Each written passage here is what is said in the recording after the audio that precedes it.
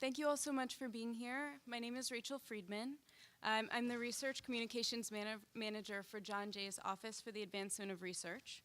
And I'd really like to welcome you all to the very last John Jay Research Book Talk for the spring semester.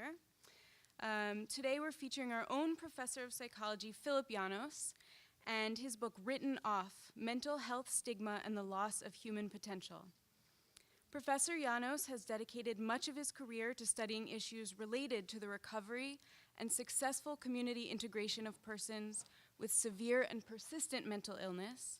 He is the co-developer of narrative enhancement and cognitive therapy, a group-based treatment which addresses the effects of self-stigma among people with mental illness.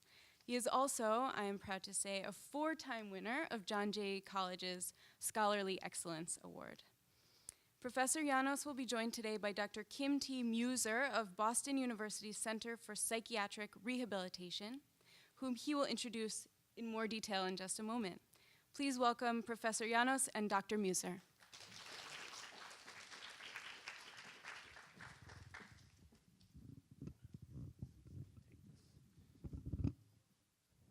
Okay, how well do you hear me?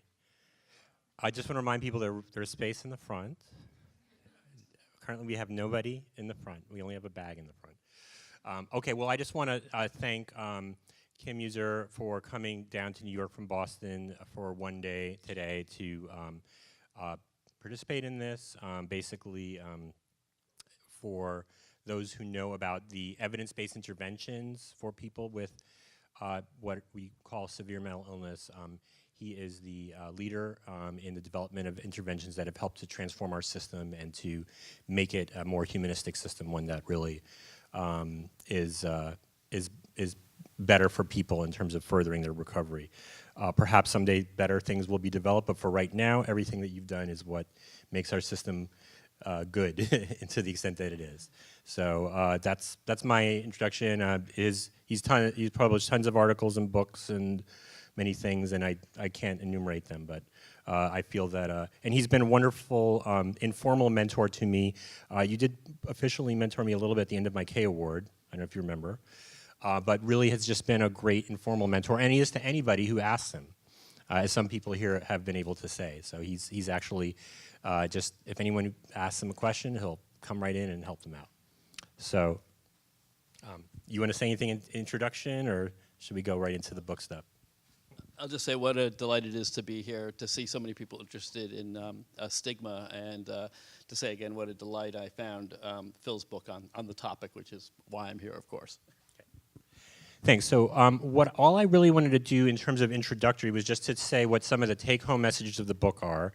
The book is available outside for sale, and you can also order it online and things like that if you're interested in it. But so basically, these are just some of the take-home messages, and then we're gonna ask each other questions, and then we'll try to get into some related things from there, and then you'll be able to ask us questions. So basically, these are the take-home messages that I want people to get from reading the book. First of all, it's that when we talk about stigma, we're not talking about discrediting what people do. We're talking about discrediting people themselves, and so it's a process of assigning labels to people, not their behaviors. And so this often gets lost in the discussion about stigma that sometimes is touched on in the media, where people are focusing on symptoms and actions that people have taken. And when we're thinking about what stigma means, it means about discrediting a whole person and everything that they are and everything that they've done. The other thing that's important to be aware of that I emphasize in my book is that although some degree of stigma affects all mental disorders, we really want to focus on those that are the most stigmatized, which are those that have some component of what we call psychosis, where people might have experiences that affect their perceptions of reality and those types of experiences, and these are the ones that are most stigmatized, and that just focusing on mental illness broadly without focusing on psychosis kind of tends to always leave people who are in the most need out of the picture. One of the messages I have of the book, in the book, is that psychotic experiences, although they may seem quite alien and different to a lot of people, are really part of the human experience, and are really part of what makes us human, and that this is important to recognize. And recognizing that is part of how we undo the effects of stigma. Another major take-home message is that so much of the dialogue around stigma is focused on help seeking, and that people need to seek services, and that stigma gets in the way of seeking help. And this is true, and this is important, but this isn't really what the book is about. The book is about the effects that stigma has on people who are receiving services and have been receiving services for many years. So the effects of it don't go away just because you're receiving services. In some ways, they're amplified depending on the types of services you're getting. And this relates to my other take-home message, which is that when we focus just on something like insight, which is something that many professionals emphasize, and sometimes they think that we can force it, we are often creating a situation where we're going to make stigma worse. Finally, although many people in the mental health field believe that emphasizing biological and genetic aspects of mental illness decrease stigma, and there was the belief that it would, we now know that there's a lot of evidence that that has backfired and has in fact increased stigma in many ways. Part of this has to do with what we could call biogenetic reductionism, and that whole narrative in our nation and in the world, where we have this perception that if something's biological and genetic, that means it's unchangeable, that it's some kind of permanent aspect of a person's nature.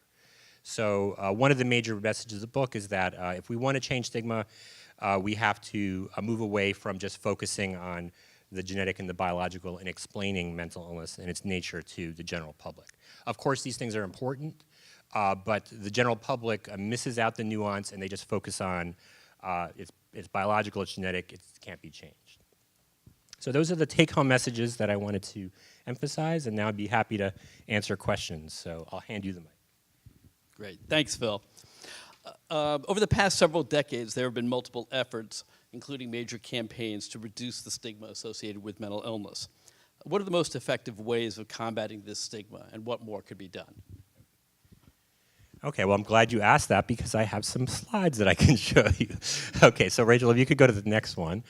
This is a national anti-stigma campaign in England, not the United Kingdom, England. And it's called Time to Change, and it's been going on for over 10 years now. And it's a comprehensive anti-stigma campaign with many foci around British society. And it's been the most researched anti-stigma campaign, and it's been demonstrated to have an impact on attitudes and intended behaviors in the British general public. You can go to the next one. This is the logo for En af os, which means one of us in Denmark. And so that roughly translates to let's end, maybe you know better as someone who speaks Swedish, but I know the languages are similar. Let's end taboo, I know the word taboo is there, right, against psychiatric stigma, right? One of the things about En af os is that they have been focused on one of my areas of interest, self-stigma, and they've incorporated a modification of the intervention I developed that I'll mention as well. Just show the next one as well. This is the campaign in New Zealand, and so New Zealand is a bilingual country, and so you can see that they've focused this, incorporated this multicultural focus into their campaign. And this is the next one you can follow. This is a map of the global movement against stigma, the Global Anti-Stigma Alliance. So there are many countries that have these campaigns. The US is on the map for a campaign in California, but largely the US has not been involved in these kinds of efforts. So there have been some local campaigns, but in terms of a national initiative in the United States, we have been left behind by our European and Australasian colleagues, I guess. So that's my answer to the first question. The other thing I want to say is that there are smaller things we can do, and some of these have to do with school-based initiatives we can use. So let me go to the next slide. Show you. NAMI, Ending the Silence, is a intervention that any school can bring in, any high school, that it incorporates education and contact to reduce stigma in high school students. The contact element is the most important part, right? That you have to meet somebody who represents the group that you have the negative stereotypes about, to have those negative stereotypes contradicted and to humanize the person. And so this is something that we've studied and we've found evidence supporting. Joe, who's sitting here, has been involved in studying that. It's something that any school can bring on board. So basically, these are things that can be done even on a smaller level, even for municipalities that don't have this type of unified anti-stigma, program like some of the European countries do. Thanks, Phil. I am going to follow up on what you briefly alluded to, which is the topic of self-stigma. And as you know and really detail in your book very, very nicely, one of the most pernicious effects of stigma is when individuals with a mental illness internalize those societal beliefs, inaccurate beliefs and the like about mental illness. And as a result, withdraw from society, feel lonely, inadequate, and things like that. What are some of the things that can be done to help people with a mental illness deal with the self-stigma and to battle that internalization of these societal stereotypes? Thanks. So obviously that's something that's very important to me. It's been my major career focus. Basically, the message that I have in the book is that there's two ways you can go, and there's no reason why these are exclusive, right? One is peer support, and so that's where I could show the next slide. So we have agencies in New York City like Baltic Street AEH, which is a peer-run mental health program. If you just go to the next slide, these are some of their service sites in Brooklyn. The Resource and Wellness Center, which we did a study about the effects of going to that program on self-stigma. And they have their young adult program called the Community Links program in Crown Heights. Sorry, this is, I've got a few things. Go ahead, keep going. Obviously, NAMI, NYC Metro, I think there's some folks who are involved with NAMI are here, has a lot of self-help groups that one can get involved with. If you go to the next slide, you can see, I know it's hard to see, but this is a list of all the support groups for people living with mental illness that are available at NAMI NYC Metro, just a few blocks from here. How does getting involved in peer support make a difference? Basically, it transforms your potentially can transform your sense of who you are from this idea of being a patient to being someone who could help others, who can be involved in advocacy and take this more empowered, active role. So people helping each other has been demonstrated to have an effect. You don't have to go to a physical place. You can be involved online if you go to the next one. So the Icarus Project is a largely online support network. And if you go to the next slide, it talks about their private Facebook group that they have that one can get involved with to get online support. So bringing things into the internet age really is allowing people to get peer support in many ways. Personally, I believe that the in-person support is probably most important. Can I just ask a clarifying thing? So that one of the main points about being involved in a peer support group is you're not just getting the peer support, but inherent to it is giving support to other people, and therefore getting value for oneself through that helping process. Is that right? Yeah, and so in the early days, people talked about transforming the identity from a patient to an advocate, right? So there are also professional interventions for those who don't go into peer support or maybe as a complement to it. So this is the intervention that I developed called narrative enhancement cognitive therapy. So we have evidence that it does have an impact on self-stigma.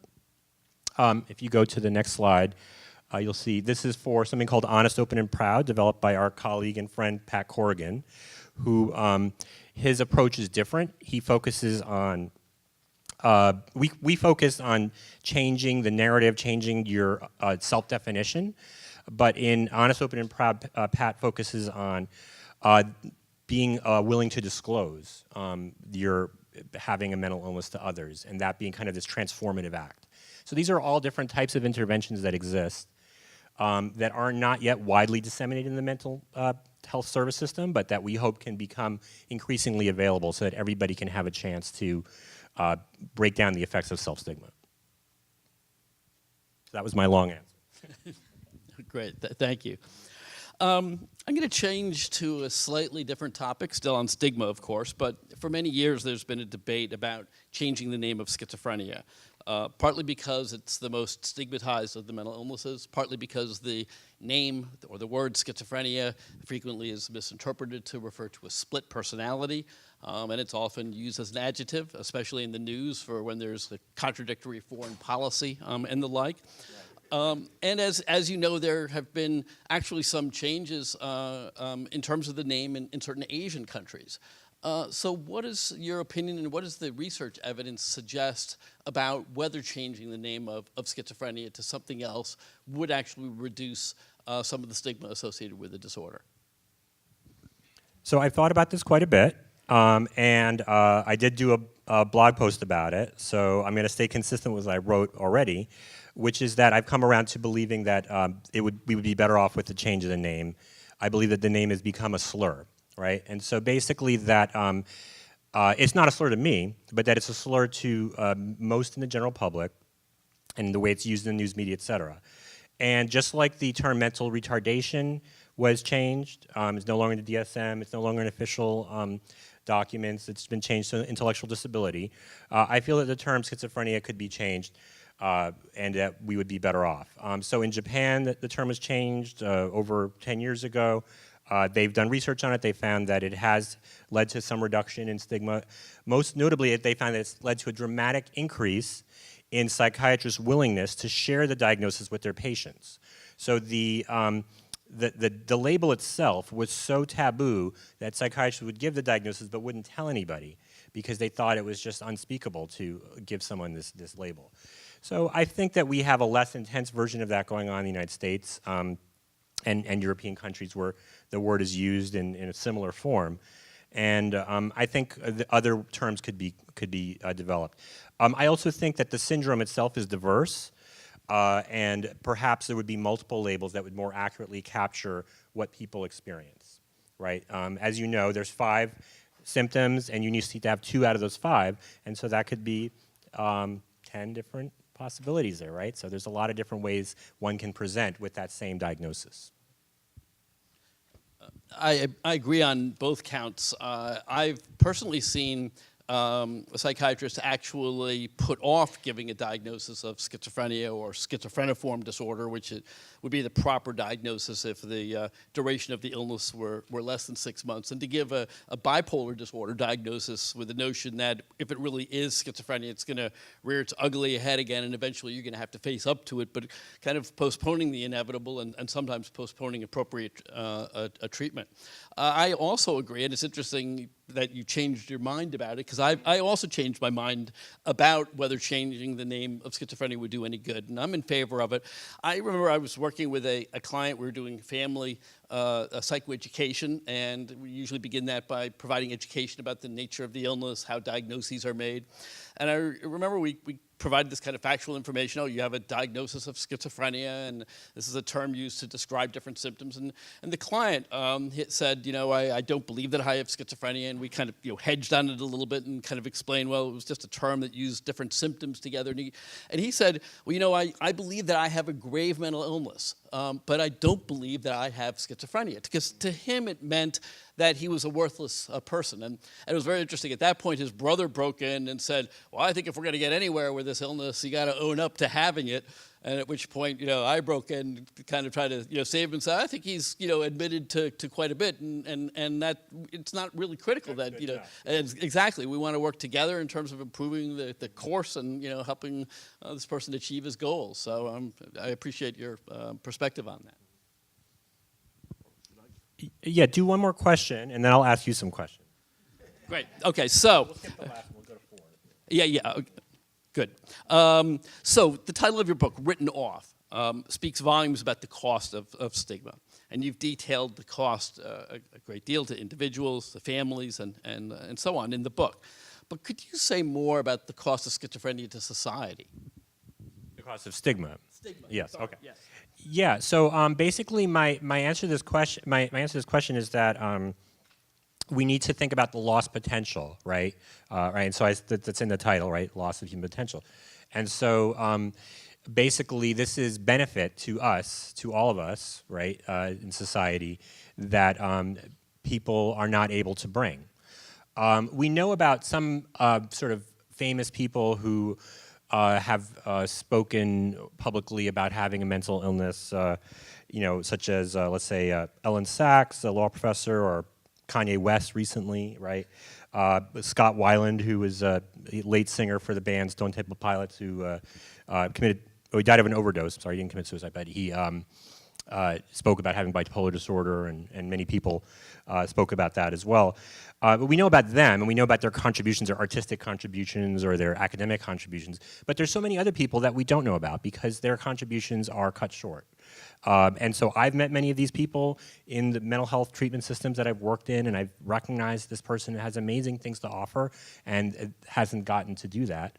And maybe we can try to help them to do it later on in life, but often we see things being really curtailed, and we're settling for a modified version of those initial goals and things.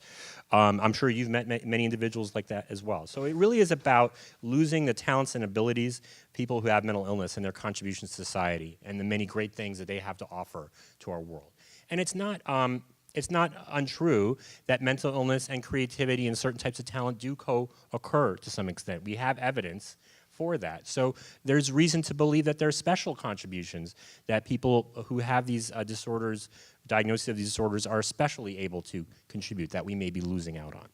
So that's my my thought about that. So I did have a couple questions for you, Ken, if that's okay. All right. And you don't have written out answers, so you're just going to be winging it, right? Okay, so basically, let me start with this one. So you and I both had family members who worked in state hospital systems, right? So I grew up on the grounds of a state hospital. My father was a psychiatrist one. I know you talked about your mother working at a state hospital in New Jersey. So to what extent do you think that large institutions can be a helpful component of a progressive mental health system, the type that we're trying to create, you and I? And to what extent do you think that they can be a barrier to progress?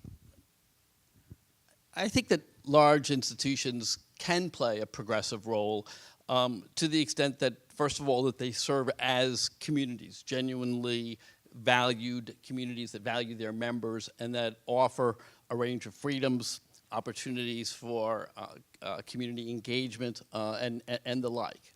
I think that, and there is a need for institutions to some extent, just because there are certain individuals whose level of impairments are so great that they really need help in terms of meeting their basic living needs. And there is always a risk in terms of the vision of integration in the community, which is an important vision, that sometimes people end up being more isolated in the community than they are in institutions.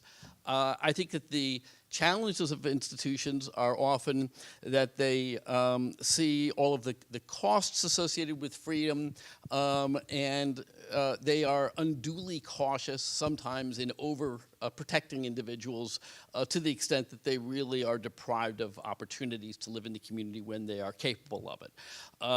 As you probably know, the Justice Department has been taking different states to court for violation of the right that people have to the least restrictive treatment possible. And that is the least restrictive treatment for many individuals is assertive community treatment, which provides community-based services, medication monitoring, help in terms of getting basic psychosocial needs met. And there are many states that have not implemented assertive community treatment teams to the extent needed, or supported employment programs for helping people go back to work. And I think that these suits with the states, while painful, for the states, have really led to reforms and a shift in the locus of treatment for the most severely impaired people into the community. And so I think that that's an important component of a progressive mental health system, and one that really looks at the institution as an extension of community as opposed to protecting somebody from being in the community. And I take it that you're saying that it shouldn't be thought of as a permanent option except in extreme cases. Correct. Right, yeah. And so I guess this is related too, which is that as I mentioned at the beginning, you've been a key figure, or the key figure in my view, in the development of evidence-based practices for people with what are called severe mental illnesses over the last 25 years. What do you think has changed for the better in the public mental health system? The narrative in the media is that the system is broken, that everything is a disaster. You and I know that things were actually a lot worse before, but that hasn't reached the general public's awareness. But what do you think has not changed? What do you think has changed for the better? What I think has changed for the better is an appreciation that people with serious mental illnesses really do have a right to live in the community and a right to access supports designed to help them be in the community. And that's really taken almost a generation, certainly 20 years of kind of accepting that fact. And many people think of the deinstitutionalization movement as happening in the 1960s, but it really continued all the way into the 90s and 2000s with this continued discharge of long-term patients. And so I think that there is this recognition that for the vast majority of people with a serious mental illness, probably 80 to 90%, the community really is the place that they live, and we need to deliver the services in the community at times, and certainly at community mental health centers when possible. I think that the biggest limitations right now of the community mental health system is that we actually know how to do a huge amount from a treatment and rehabilitation perspective. We know how to get a lot of people back to work, at least back to work part-time. We know how to improve people's social functioning and independent living skills. We know how to help people stay out of the hospital and how to manage their illnesses more effectively. But unfortunately, a lot of the interventions that we really know how to do, that we have ample research and multiple controlled trials, are still not available at the community level, at local community mental health centers. And so there is a need for a transformation of the mental health system in terms of increasing the access of evidence-based practices to the people who need them in the community. The lag is certainly between 10 and 20 years long, and I think it's a reflection of societal stigma of mental illness. I can't imagine that say a large VA hospital, if they just ran out of limbs for people who were missing limbs, if people would put up with that for very long. But not giving people with a serious mental illness state-of-the-art evidence-based practice seems to be, unfortunately, all too acceptable, I think. And so I think that's something that there's a significant need to battle against. Thanks. Okay, I'm going to do one more, or maybe two, and then we'll see if we can get questions from the audience. And so this is related in terms of a new kind of innovation in the field that's really exciting, and that you've been very involved with as well. So it's the advent of targeted services for people who have recently experienced a first episode of psychosis, right? And so this initiative was initially driven by considerable federal investment, which is rare, right? In the US, mental health services are typically funded by states, right? And so this leads to a lot of fragmentation. But federal policy and investment can stimulate important innovations, right? So we have a few examples. One is the Community Mental Health Centers Act of 1963, and then we have the community support programs in the 70s, and then we have the much smaller but still important investment in first episode psychosis. So can you say something about how the federal investment helped to bring this important innovation to life, since you were around when it was happening, and what role the federal government can potentially play in bringing further innovation into our field, and maybe cutting down on some of this gap between what's supported by evidence and what's actually happening? Yeah, I'd be happy to. The federal government actually has played two important roles in increasing interest and funding for the treatment of people experiencing a first episode of psychosis. And when we say first episode of psychosis, we're generally talking about a first episode of non-affective psychosis, because you can have psychotic symptoms like hearing voices, having delusions, when a person is in the midst of a major depression or in a manic episode. But if those psychotic symptoms go away when the mood gets normal, it's considered a mood disorder, either bipolar disorder or major depression. When we're talking about first psychotic symptoms in a person where they're not mood-related, we're really talking about a disorder that most often eventually becomes a schizophrenia. So the first impetus in terms of federal investment in this was back in 2008 when really the brainchild of Bob Heinzen at NIMH recognized that there were huge advances really throughout the world, typically in single-payer insurance healthcare systems, around the recognition and coordinated comprehensive treatment of first episode psychosis. This work originally began in Australia, then spread to Europe and Canada and many other places, essentially showing that if you intervened early and you did provide a comprehensive treatment, that you could really improve functioning and outcomes substantially versus if you simply allowed the usual services to suffice. And so in 2008, the recovery after initial schizophrenia episode NIMH initiative began, and it was really aimed at funding the development, pilot testing, and then rigorous evaluation of a first episode psychosis intervention that could be implemented in the context of the U.S. healthcare system. And that was really quite different than in a single payer healthcare system, because you really have these services implemented at local community mental health centers. You can't necessarily fund full-time teams for doing that, and so on. And they, NIMH funded 2 projects, one that actually went the full 10 yards, you could say, in terms of both developing an intervention, piloting it, and then doing a rigorous randomized controlled trial evaluation of that intervention.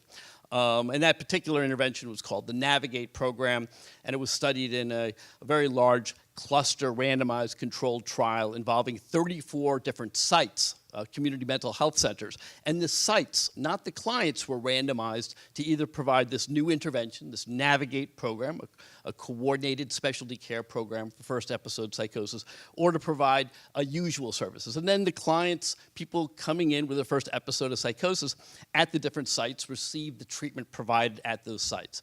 And so there were a total of 404 people at the 34 sites that were randomized, 17 to the Navigate program, 17 to usual community services. And essentially, the 2-year outcomes showed that the participants who received the Navigate intervention had much better outcomes. They were more likely to return to work or school. They had greater improvement in overall symptoms as well as in depression. They had greater improvement in quality of life and in psychosocial functioning. And they even had better improvements in their cognitive functioning, which was actually a surprise to all of us. And so those results became first available in 2015. And that same year, Congress appropriated an additional 5% of the mental health block grants that are provided by the federal government to the states to administer for mental health funding. An additional 5% was earmarked for first episode psychosis programs that met these criteria of what are called coordinated specialty care programs.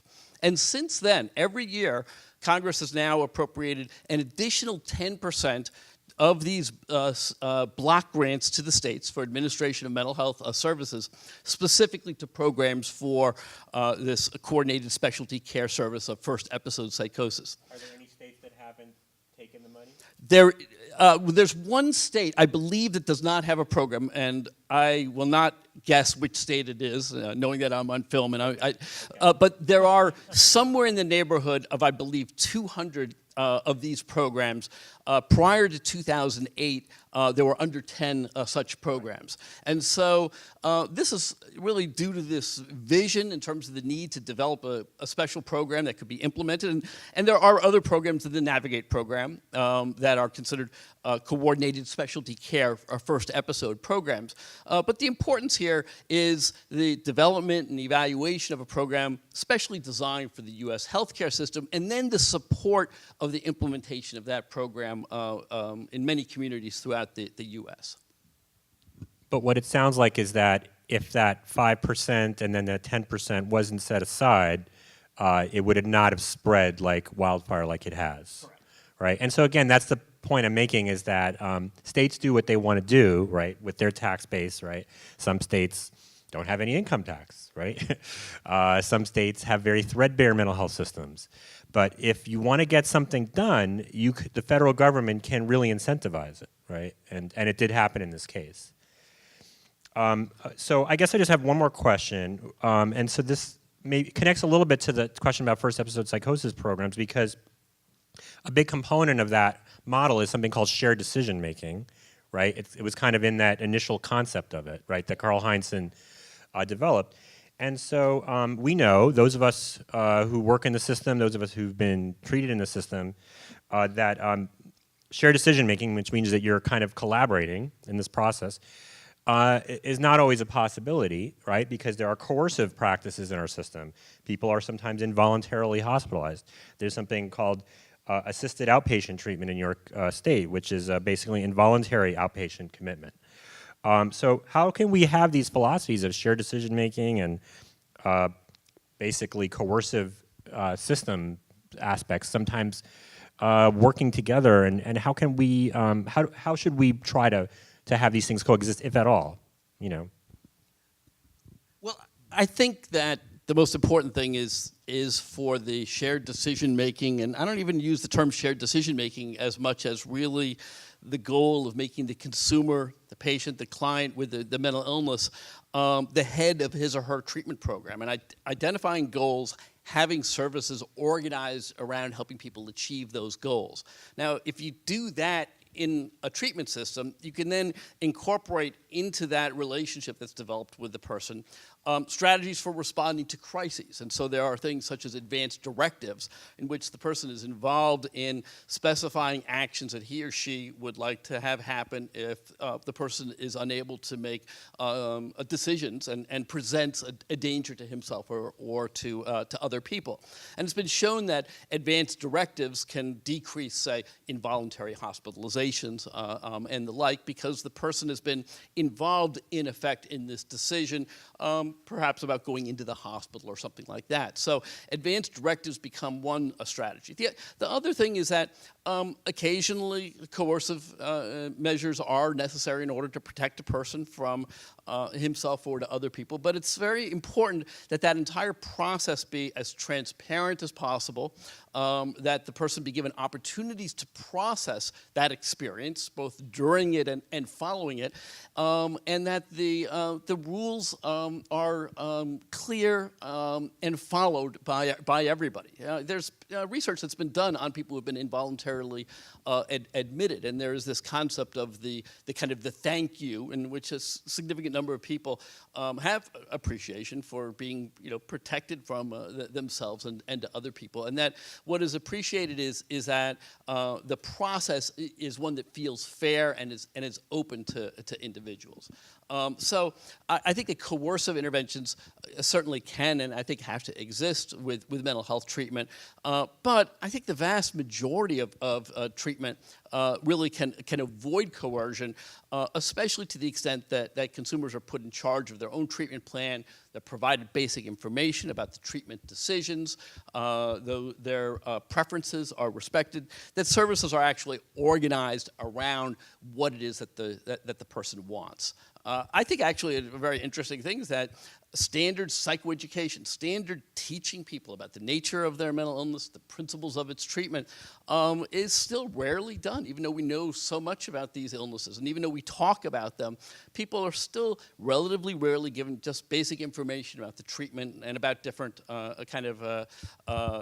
decisions that they can be involved in making. And so I think that if we're going to decrease coercive interventions, I think being more open about what we know about mental illnesses, how we think about them, and sharing this information with individuals and families is paramount. So in the legal research that a lot of folks here at John Jay do, there's this concept of procedural justice, right, or procedural fairness. And I think that might be more appropriate to some extent than the concept of shared decision making, because procedural justice says that the procedures are more important than the outcomes, right, in certain interactions. And certainly if you're interacting with the police or a court, right, you don't have control, right? You know, the police officer is in charge, but people have important responses to the way that they're treated in that context, right? And so it seems that if we could incorporate some of that sensitivity in some of these coercive practices in the mental health system, that we would improve. People might still be upset that their freedom was taken away in the case of an involuntary hospitalization, but they would at least feel that it was explained to them and it was not something that they were never told what was going on, and the rationale for it, right? And having due process protections in that process as well, that you have certain rights. And so often I've encountered people who've had experience in the criminal justice system and in the mental health system and have stated that they felt that the criminal justice system had more due process protections for them. And so I feel that we need to maybe incorporate a sensitivity to that, because otherwise we sort of have like these two systems where we have, you know, recovery-oriented services, shared decision-making, and then we have this other coercive system that doesn't look at that or care about it or pay any attention to it at all. So that's about all we have for our questions, and maybe we can take questions from the audience now. Thank you so much, Dr. Yanos and Dr. Mueser. So fascinating, what an interesting conversation. Since I'm holding the microphone, I thought I would start us off. We've talked a lot about stigma as it plays out in the United States, which makes sense because you both practice and study in America. But obviously stigma, both internal and from society, plays out differently and manifests differently in different cultures. The example that springs first to my mind, having spent a lot of time in China, is a conversation they're having now where people with severe mental illness are sometimes locked up, prevented from going outside or going to school or going to work. So they're having a big conversation now about reintegrating people literally back into society. So I wonder, what are the implications for those societal differences for developing treatments to alleviate and address both societal stigma and self-stigma?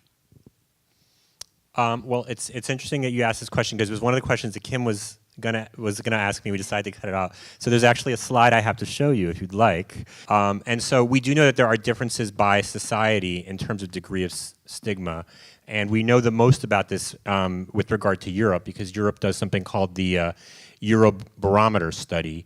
And they've measured certain aspects of stigma every few years. And this is from the most recent Eurobarometer study, which didn't have the most comprehensive data on stigma. But the thing that I could point out here is that the darker the country, the more that people said that they would find it difficult talking to someone with a significant mental health problem. And so this is the country that my parents come from. And so then we also have the Baltic states and Poland. Those are the studies that show the most kind of negative views about interacting with someone with mental illness. And so this is consistent with what we found in the earlier Eurobarometer study with regard to negative stereotypes about violence, expectations of violence, unpredictability, and other aspects of stigma. So getting back to the original question, we know that there are cultural differences. And we know that certain Asian countries also have much more greater prevalence of stigma, certainly China. There's a fair amount of data on that as well.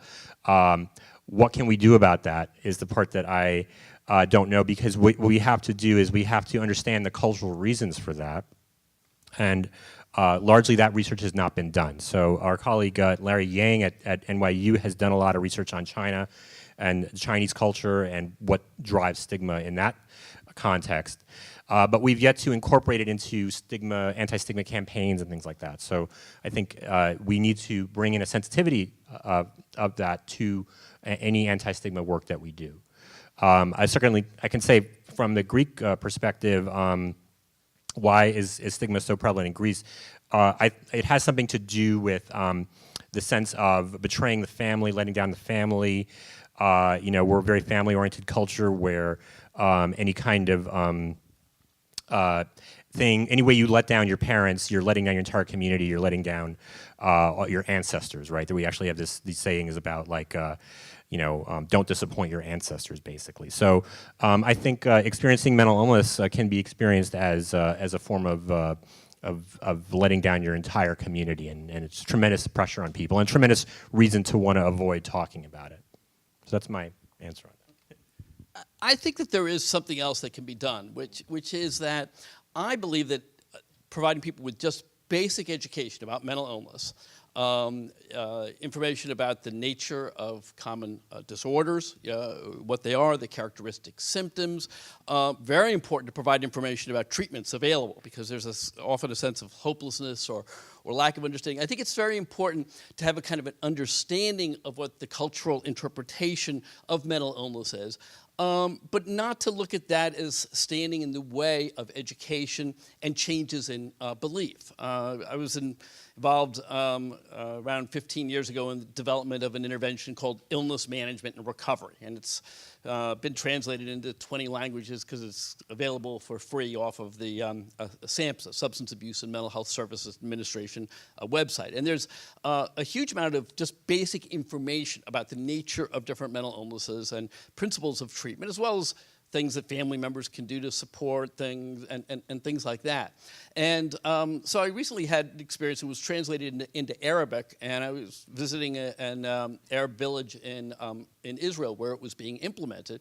And it was very interesting because there was a client who had received education about a schizophrenia, and he talked, after this program was over, he talked about how he had believed that having schizophrenia was a punishment by God, and that he had participated in this program, and he had learned that actually these mental illnesses really aren't somebody's fault, and that he didn't feel bad about himself anymore, his relationship with God, because of this alternative interpretation.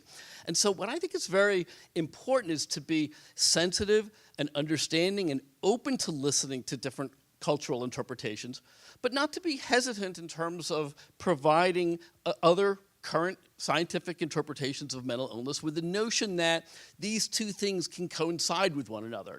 If you look, for example, at Paul Farmer's work in terms of delivering basic health care services down to Haiti, there are many cultural, folk beliefs about the causes of infectious diseases and things like that. But you give them an effective medication, and they will accommodate that. They'll work it into their system of belief. So I do think that education becomes a way of opening the door, eventually changing cultural beliefs without ever having to take them on and do head-to-head battle with them. She'll decide. Professor Yanos, have you studied the stigma issue in a correctional environment, in a correctional facility, and if not, do you plan to do so? I have not studied in a correctional setting of people who are currently incarcerated. We've studied stigma with regard to people with incarceration histories, right? And so there was a study that was a dissertation of one of the doctoral students from our program that did on triple stigma, which had to do with people with incarceration histories and mental illness, and it also looked at racial identity and how these things coincide, to what extent they compound each other and things like that. So that was one study that I did do. There are researchers at George Mason University who've studied quite a bit about stigma related to criminal justice involvement history. And there hasn't been a longitudinal study that's combined looking at mental health and criminal justice stigmas. The study that we did was what's called a cross-sectional study, where we looked at these things at one point in time. There is somebody in New York who's done work, not necessarily on stigma proper, but Meryl Rotter, who is here, has written about and done work on adaptations that people with mental illness make in the prison system that are functional when people are within the prison system, and then problematic when they leave the system, and then how to address those clinically. So, for example, showing weakness within the prison system is not considered a good thing. It makes a person more vulnerable to victimization. But being able to share challenges that you're experiencing living in the community is a way of getting services. And so there are a variety of different kind of maladaptive, they were adaptive within the prison system, and they become maladaptive when people leave the prison system, and then may increase their vulnerability to going back in the system. Some of those have been identified in terms of ways that people try to minimize the effects of the stigma of mental illness in prison, which I think, if anything, is a magnification of societal effects of stigma.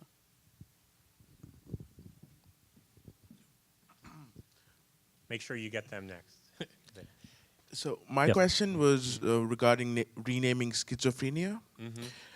You said that in Japan they have a system of not informing the patients that they have schizophrenia if they do. They used to, They used but now to. that they changed the name, doctors are much more But- willing to share the name. But here's the thing: how is that legal, and what are the ethical issues surrounding misdiagnosis of patients? And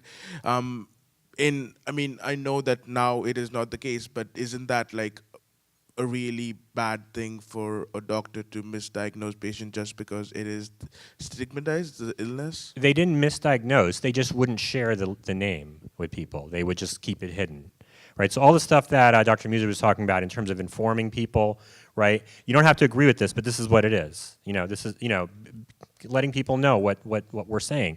That was being hidden from people, and of course that was unethical. But doctors thought they were doing it in people's interest because it would be devastating for them to learn that they had this unacceptable label. So that's one of the reasons why they decided to move to renaming the disorder. Although, even using the name schizophrenia, when you provide basic information to many clients and many family members about what schizophrenia is, some people don't accept the diagnosis. Almost everybody accepts the information. Many people accept the diagnosis. They know that they've been experiencing challenges. Often there is a huge sense of relief when you give somebody the name of a psychiatric disorder that they've been experiencing and you let them know they're not alone, it's not your fault, there's things that can be done to manage this and help you live a worthwhile life. So my belief is that many of the concerns that people have about the negative reactions that people with schizophrenia or other mental illnesses or their families may have when you give them information about having a mental illness are overreactions, and that their attempts to protect people are actually depriving them of basic information that they need. And when somebody doesn't accept the diagnosis, then you could provide all the education and use the term these kinds of problems or something like that, and you can still provide all the basic information about its management and things like that. It's very important not to get into big arguments with people. They don't have to kind of accept the diagnosis. But I think a good faith effort to give people the information, and as much information so they can be as informed as possible, I think that is a right that people have. Hi. I just have a quick question. Do you think that racial differences exist in stigmatizing the attitudes towards people with mental illness? We know that there are within U.S. society, but it depends on what specifically you're looking at, right? So there are some negative stereotypes that are more endorsed by, if we just want to compare African Americans and white people, more endorsed by African Americans, and there's some that are more endorsed by white people. So it kind of varies by stereotype. It's interesting, but I think that why that is, right, is not well understood. Some of it may have to do with, like I was talking about with the Greek society and culture, that sometimes you're trying to protect your community from if your community is disadvantaged and has been oppressed, right? Trying to protect your community from the idea of additional negative statuses might be something that families and individuals engage in. So that's as much as we know just from the survey data and things like that. But it's been replicated a few times, so I would feel that it is a finding that does exist. Did I answer your question? Okay. You want to say anything back? Okay. Hello. Which race do you believe is most affected by the stigma of mental health? Well, I can't say that because there have been global studies that have compared different countries, and to some extent, so if we're talking within the United States, right, we see patterns where Asian Americans and Asian Americans would kind of have the highest levels of stigma, and African Americans would be the second highest. But if we're looking at race, right, that country down there in that corner, those people are supposedly white, right?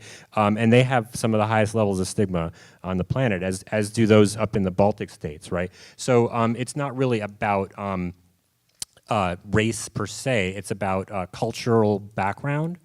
And many of us are immigrants from some of those countries, and we know how prevalent stigma is in some of our communities. So, don't know if that answered your question, but.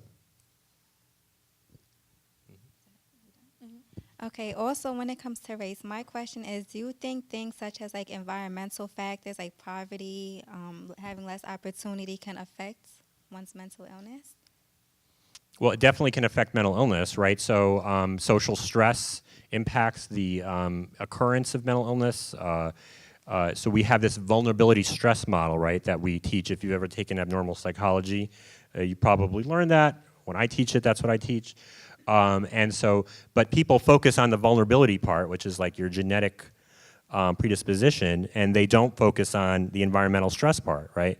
And so what does that mean? That's trauma, right? That's oppression, poverty, stressful life events that go along with that. And all of those things co-occur with poverty and racial oppression that are a big part of life here in the United States. So absolutely. Just to amplify what Phil is saying, there's a researcher, probably the best known researcher in the world on this, Jim Van Os. I think it's at the Institute of Psychiatry. But he's shown the importance of social and kind of environmental factors on vulnerability, in particular to schizophrenia, the most severe of the mental illnesses. And so we know, for example, there are repeated studies that have been done in England and also in the Netherlands on Afro-Caribbeans, and there is a slight increase in vulnerability to develop schizophrenia in that group, which is thought to be related to the challenges of being an ethnic minority. Interestingly, if you are Afro-Caribbean and then you're living in a community where most of the people are Afro-Caribbean, you actually have a protection because you don't have the same experience of discrimination. As Phil said, we know that poverty plays a very important role, and there are other stressful events such as a trauma. There's very good evidence showing that childhood neglect as well as abuse and childhood sexual abuse increase the risk of not just schizophrenia but all psychiatric illnesses and even physical illnesses as well. So there's no question that social stressors and a quality of life and socioeconomic factors really do play a role in triggering the onset of major mental illnesses in some people who wouldn't otherwise develop them. So I understand that sometimes the criminal justice system criminalizes mental illness. What are your thoughts about mental illnesses leading into mass incarceration? Well, so my thoughts about this go back to my work at Rikers Island in the late 90s before I came here, and working in a setting where we were supposed to be working with people who had mental illness and substance use problems. And so my views, and there's some evidence to support this, although there's also kind of the criminalization hypothesis, but my view is that it's a byproduct of mass incarceration and the criminalization of substance use. So basically, mass incarceration started in the early 70s, right? There were certain key legal acts that took place then. Deinstitutionalization was also happening around that time as well.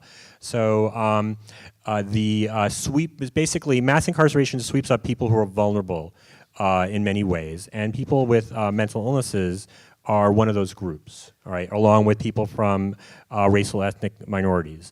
So largely, the mass incarceration of people with mental illness, the overrepresentation, I see as being a byproduct of criminalization of substance use and that mass incarceration movement in the United States. And you don't see it to the same extent in other countries that haven't criminalized substance use to the same extent as we have.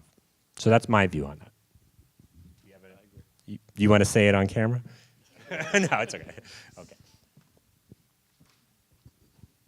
And there's someone in the back too who had their hand up, so make sure to get that. I wanted to ask about the loss of human potential due to the stigma behind mental illness. Aside from the social programs like NAMI that you mentioned, I wanted to know if there were like any initiatives in universities and like workplaces that would encourage people with mental illnesses to attend and to make their experience there easier, so that they can realize their dreams as well and won't isolate themselves. Well, so there's NAMI on campus, and we do have a chapter here still. Joe, I don't know if you know how active it is. Right, so Joe founded it, but it really needs leaders, right? There's also Active Minds, is another college mental health advocacy organization. So these are organizations that are for college students specifically. There's also an intervention called supported education, which we were talking about earlier about, which is really a way to provide supports for college students with mental health challenges to be able to succeed. But it's not widely disseminated, and it's usually not offered within colleges. It's usually offered by service settings outside. But I really would encourage students to get involved and try to bring NAMI on campus to campus as much as possible. So like I said, we do have a chapter, but I don't believe it's very active nowadays.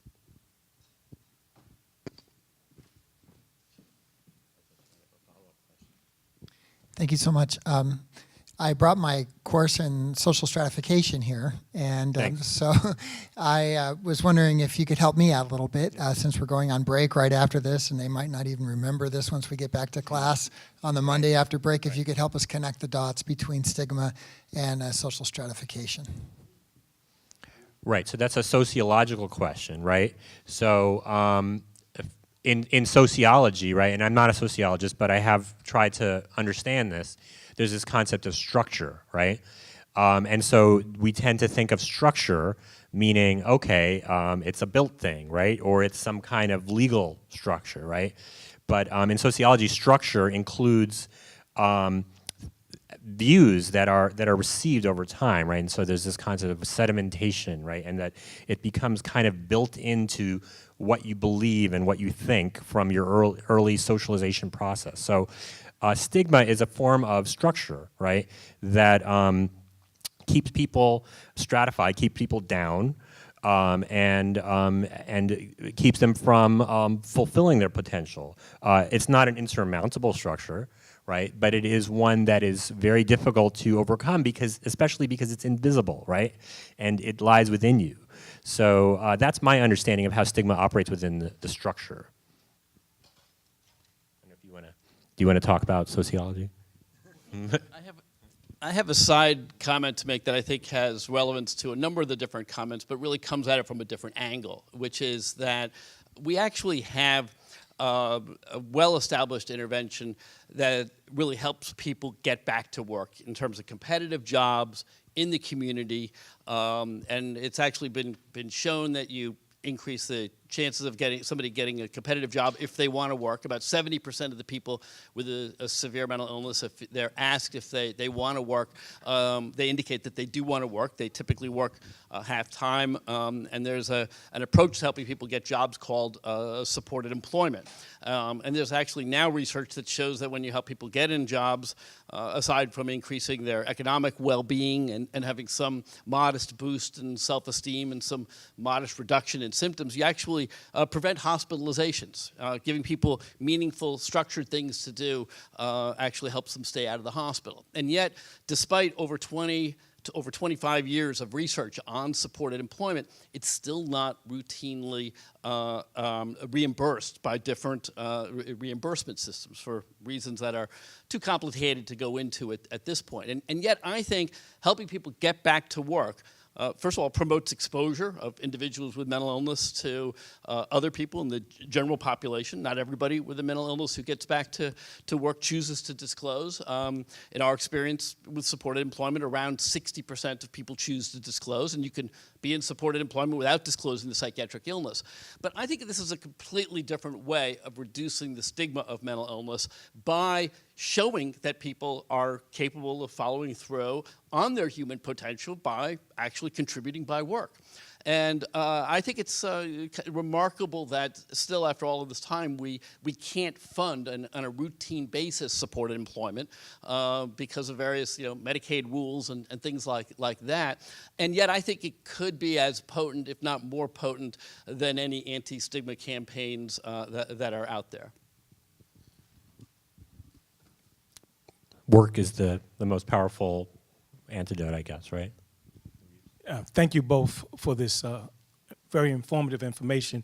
I don't mean to belabor the issue, but as an African American, I'm very concerned because I think a lot of this has to do with culture, and I can speak from my experiences living in African American communities that it's still a very serious stigma to even mention to people, not so much even if you have one of the more serious mental illness, but even to talk about participating in therapy.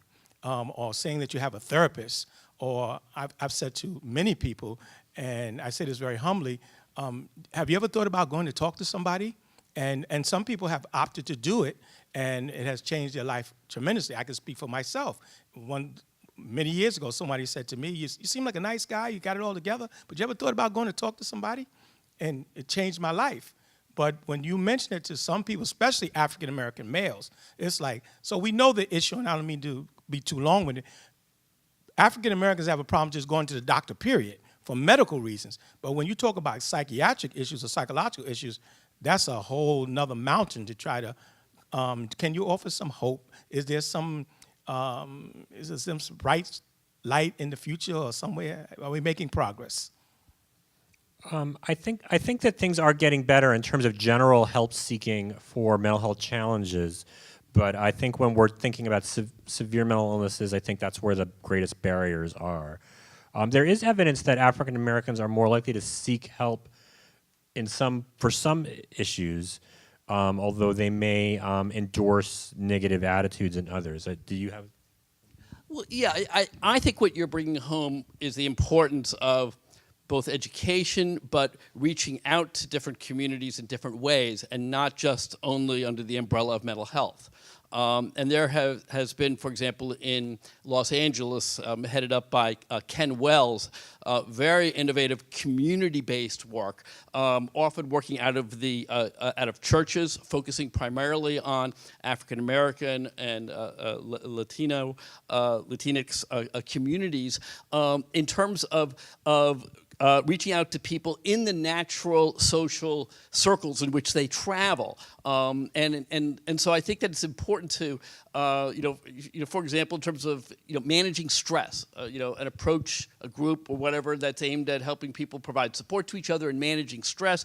It may end up providing a conduit of some referrals in terms of mental health, but the notion that the pathway to education and to reaching out to communities where there's both greater stigma and lower levels of access, I think broadens the range of different things that need to be on the table for how to connect with people in ways that are acceptable to them and their communities. We just have another couple of minutes, so I think we'll take these questions right here in the back, and then that'll be about all we have time for. Awesome. Thank you. I just wanted to ask, like bringing it back to the schizophrenia name change thing, do you think that if we change the name of schizophrenia that the new word would be stigmatized as well, like that it has less to do with the word that it's named after and more to do with how the symptoms are and how those symptoms are represented, like in the media and things like that? I used to believe that if we change the name of schizophrenia, whatever the new name would eventually have all the stigma of the old name. But if you think of it, I mean, schizophrenia, people typically think that it means a split personality. You have people talking about, oh, that's a schizophrenic reaction, or that's a schizophrenic, diplomatic policy. And so you have these ways in which the word schizophrenia is used that it would be completely impossible for a new name to be used, like a neuropsychiatric disorder or something like that, or neuropsychiatric developmental disorder. And so I think that any kind of a new name would lose this kind of baggage associated with the current stereotypes and uses of the term schizophrenia, and that would have a higher level of acceptability. Yeah, I think to some extent it would follow the new name, but I do think there would be some progress. And so one analogy I give, and I talk about in the blog post, is that terms like moron, idiot, these were clinical terms that were used to describe ranges of intellectual functioning when these intellectual tests were first developed.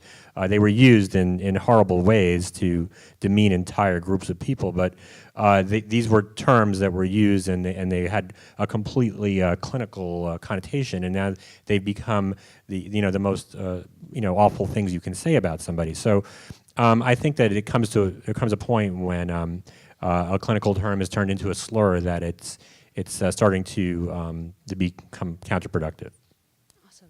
I also just wanted to ask, in your opinion, what measures do you think could be taken in law enforcement to reduce stigma, specifically with the police and how they handle stops and arrests? Well, we have crisis intervention teams is an initiative that New York City has embraced in the last few years and is gradually training officers in, and it's having an impact, but many officers are still not trained in it. And so, unfortunately, sometimes when there is an incident that leads to a tragic end, like a police-involved shooting, sometimes it turns out that officer was not trained. I had a conversation with some members of the ACT team that I work on, a sort of community treatment team, about hospitalization, where the officers, they were saying, that came and just were wonderful, and they're, they didn't know if they had been trained in CIT, but just like the whole idea of like police officers being humanistic in their interaction with people made a huge difference in this hospitalization, and made it much less likely to be a traumatic event. So I think that that's a start. Police officers get 1 week of training in this crisis intervention team training, and they learn not just education, but they work through scenarios, and they get all kinds of things that change the culture, potentially, of police work. Any thoughts? No, I agree. There's actually pretty good research showing that there's a lot of de-escalation strategies, ways of identifying when there's a mental health crisis. As Phil indicated, that the outcomes are much better, more likely to result in diverting a person into mental health treatment as opposed to in the jail, and actually fewer deaths, as Phil also noted. So we just have one more back here. Thank you, and I think this is pretty quick. About 3 years ago, I heard about the youngest adult generation of the English royal family starting something called Heads Together to fight the stigma about mental illness, where I think the Brits are pretty resistant to it. And I'm just curious, do you have the impression that that's a real cultural foray that has had any impact or could? You mean the royal family speaking about it? Major aims. They launched a campaign, and I see references to it in the English press from time to time. I mean, I think it's good. I think that to the extent that it focuses on depression and anxiety and not more severe disorders, it doesn't necessarily have what some people think of as like a trickle down effect or a trickle up effect or whatever. That I think it's positive in terms of encouraging help seeking more generally. But I don't know that has had an impact, and so I think Time to Change, the intervention that they have in England, is a more focused thing. So I didn't have time to show it, but there's a clip that is Time to Change uses, which is called Schizo the Movie, right? And so basically what it does is it takes all your expectations about schizophrenia and it confronts them and then it flips them, right? So it starts out with this scary music and you're going down a hall and it's showing all this grainy footage, and then a door opens and there's a guy making coffee and juice and stuff like that, and he says, "I'm sorry to disappoint you, but I have schizophrenia, but I live a productive life with the support that I receive." So I think Time to Change is really trying to take things up more head on, and just having celebrities and people who are looked up to talk about the importance of seeking help doesn't seem to have an effect necessarily. But there's nothing wrong with it, and I support it. I guess we're out of time. We are. That's all we have time for today. Could you guys please give Dr. Yanos and Dr. Mueser a round of applause? Thank you so much.